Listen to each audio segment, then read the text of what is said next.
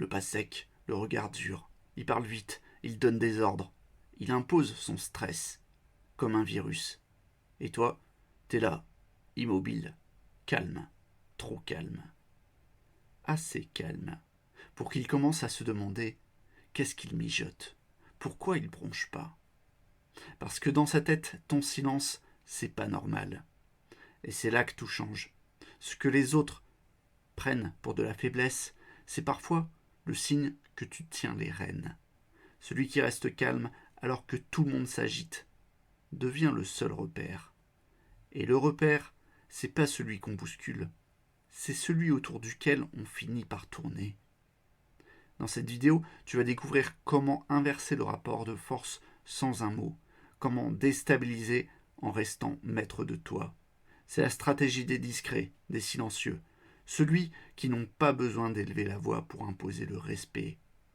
Si t'en as marre d'être celui qui subit, si tu veux devenir ce genre d'homme qu'on respecte naturellement, pense à t'abonner à Sagesse Intemporelle, à liker, à activer la cloche. Pourquoi ? Parce que chaque vidéo t'aide à devenir plus fort, plus souverain, plus clair. Et ce que tu vas apprendre aujourd'hui peut transformer ta posture pour les 10 prochaines années. Alors, reste bien jusqu'à la fin. Tu ne verras plus jamais ton calme de la même façon. Rome, en 47 avant notre ère. César vient de rentrer de campagne. Son général en second, Labienus, entre sous la tente.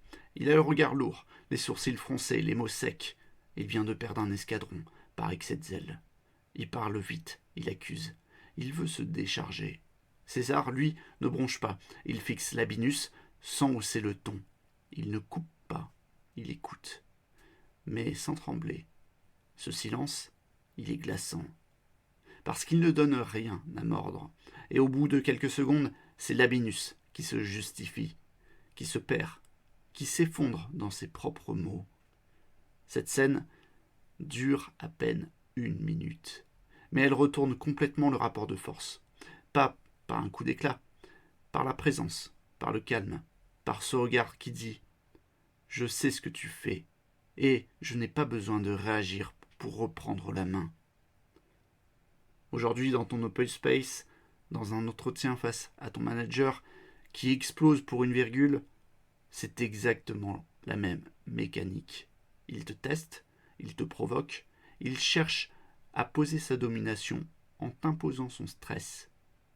Et ce que tu veux apprendre ici, c'est comment faire comme César, rester souverain, ne rien céder, et le forcer, lui, à se dévoiler. Parce qu'un chef nerveux est rarement un chef solide. Il doute, mais il veut que tu l'ignores. Alors, il appuie. Il pousse. Il observe ta réaction. Si tu t'agites, il a gagné. Si tu encaisses sans trembler, tu viens de retourner la scène. Alors, dans cette partie, on va décrypter ce jeu de miroir et comprendre pourquoi ton calme peut devenir sa faille. Ce que tu viens d'entendre sur César, ce n'est pas qu'un récit dans le marbre, c'est une reconstruction. Labienus, son ancien allié, s'est effectivement retourné contre lui à un moment critique. Il y a eu des tensions, des trahisons, des confrontations. Et César, lui, avait cette habitude. Il ne réagissait jamais à chaud.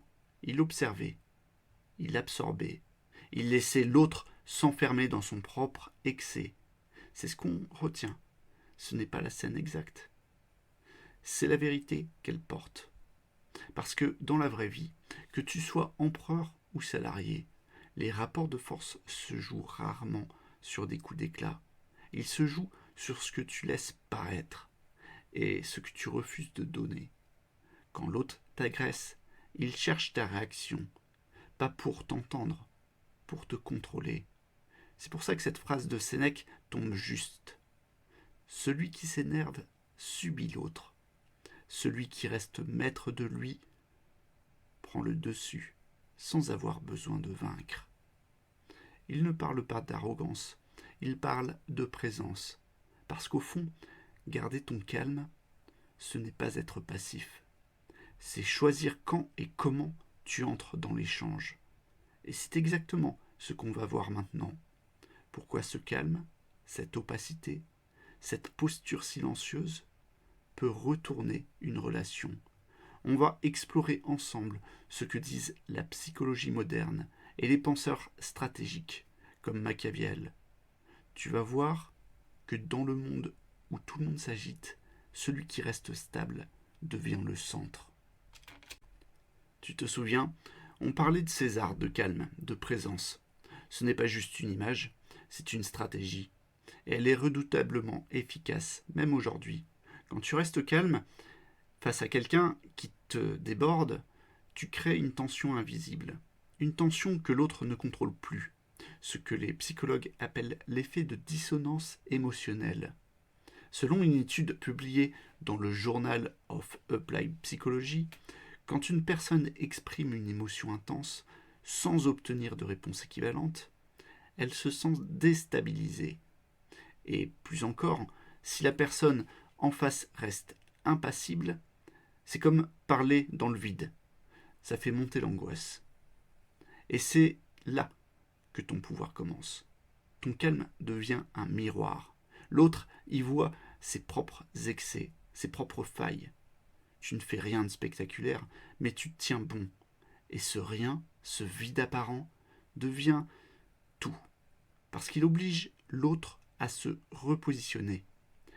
Alors la prochaine fois qu'on t'impose un stress brutal, souviens-toi, tu n'as rien à prouver. Tu n'es pas là pour t'excuser d'être calme. Au contraire, ton calme, c'est le test, c'est ta ligne, c'est ton autorité. Et maintenant, on va entrer dans le concret. Une scène courte, simple, mais pleine de tension. Ton chef te balance une pique. Tu vas voir comment répondre, sans jamais perdre ta souveraineté. Tu vois, ce calme dont on parlait, il ne tombe pas du ciel. Il se construit, il se cultive. Et ça commence dans les moments les plus simples. Quand tu travailles en silence, sans validation. Quand tu respires profondément avant de répondre. Quand tu acceptes que tu n'as pas besoin d'avoir toujours raison pour avancer. Plus tu développes cette présence dans l'instant, plus tu gagnes en clarté quand la pression monte. Il y a cette vieille histoire zen. Un jeune disciple demande à son maître « Que dois-je faire pour rester en paix quand tout s'écroule autour de moi ?» Le maître lui répond simplement « Commence par ne pas t'effondrer quand tu renverses ton bol de riz. » C'est bête, presque drôle, mais c'est fondamental. Celui qui ne cède pas à la frustration des petites choses devient inébranlable face aux grandes. Et ça change tout, parce que quand ton chef te balance une remarque sèche, quand il cherche à te piquer, toi, tu n'as pas besoin de te justifier.